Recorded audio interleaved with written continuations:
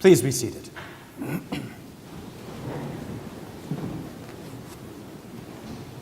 Harry Potter, 15 years old, sits in front of the Wizengamot, the wizarding court of law and parliament. Now, this is not where a 15-year-old wizard wants to be sitting, with approximately 50 pairs of old, wise, wizarding eyes staring down at him. And if you were Harry Potter, you definitely would not want to be sitting there on this day of all days. Harry stands accused of committing offenses under the decree for the reasonable restriction of underage sorcery in the International Statute of Secrecy. In other words, for those muggles or non-wizarding folk amongst us this morning who don't know much or next to nothing about the world of Harry Potter, Harry stands accused of using magic outside of the confines of his school and while still being underage. And this is not the first time that Harry has been accused of such an act. If convicted, he won't be returning to his beloved school of Hogwarts. His wizarding education will come to an end, and he will have to live with his rather unforgiving uncle, aunt, and cousin until his coming of age. Now, Harry had very good reasons for committing this infraction. His cousin was being attacked by Dementors. Once again, for those muggles amongst us, Dementors are those soul-sucking beasts that normally only patrol the wizarding prison of Azkaban. At least you won't have to go home and read most of the books by the end of this sermon. If it weren't for Harry breaking the rules and casting a spell that day, his cousin Dudley would surely be a shell of a human being, if not dead. But as unbelievable as Harry's story might be, to most of the Wizengamot, his excuses and his reasons do not matter. A rule is a rule. And a broken rule is just that. No excuses needed. Especially for somebody like Harry, a rule is a rule is a rule. And it must be followed no matter what. Does any of that sound at least somewhat familiar? A rule is a rule. Hopefully you heard some echoes of our gospel lesson this morning in that story about the boy wizard Harry Potter. Now, when the Pharisees and some of the scribes gathered around Jesus, they noticed that some of his disciples were eating with defiled hands, that is, without washing them. So the Pharisees and scribes asked him, "Why do your disciples not live according to the tradition of the elders, but eat with defiled hands?" Jesus said to them, "Isaiah prophesied rightly about you hypocrites." Hopefully you are catching on to my analogy this morning between Harry Potter and our gospel lesson. A rule is a rule. But I think we should be quick to say this morning, first off, before we say anything else, and that is, Jesus is not declaring himself or his apostles above the law. Jesus is not trying, like some in our society today, to subvert the principles of justice. Indeed, and instead, I think he is doing a couple of other important things in our reading this morning. First, Jesus is drawing a distinction between the traditions of the elders and the will of God. Most especially the will of God as defined by his life, death, and resurrection. This is one of those age-old conundrums. When are we allowing our rules and laws to get in the way of the will of God? When are our rules getting in the way of God's rules?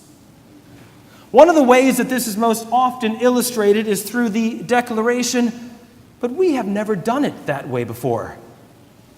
We have never done it that way before. After a long enough time, our traditions and mannerisms, and maybe even our quirks, can seem like laws and rules. But we must always be asking ourselves, as we are challenged by our gospel lesson this morning, is this the will of God, or is it my will? Jesus' second point is well illustrated by something that happened to a friend and colleague of mine some probably 15 years ago. One Sunday, he seized upon the Pharisaical element of the Gospels, and he preached an entire sermon on the hypocrisy of the Pharisees, and of course, how to avoid being one in your life. At the end of the service, standing at the church door, shaking hands and sharing greetings, a venerable member of the congregation walked up and said to him, "Thank you, Pastor. They really needed to hear that today." I can dare say my friend and colleague walked away just a tad disappointed. We must hear loud and clear Jesus' quotation of the prophet Isaiah. "This people honors me with their lips, but their hearts are far from me." Ouch. Hypocrites, Pharisees. That hurts. It cuts to the bone. But we should never be too quick to disregard that prophetic rebuke out of hand. We should never assume that this rebuke is for somebody else and not for us, even though it is hard to hear.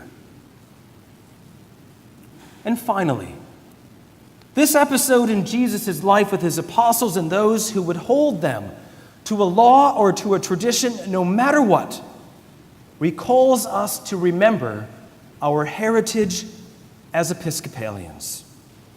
Our heritage as sons and daughters who call Jesus of Nazareth our Lord and brother. Our heritage as people who are heirs of the empty tomb and the freedom of the gospel. Our heritage as heirs of the Anglican Reformation. Our heritage as heirs of the Elizabethan settlement. Our heritage as heirs of the Protestant Reformation. There is a bit of protest in the words of Jesus this morning, and there should be a bit of protest in all of us as well. We should be reminded of those on the European continent and on the British Isles who some 500 years ago continued in the tradition of Jesus by distinguishing between the will of God and our traditions, which can quickly become binding laws if we allow them to do so. We've never done it that way before.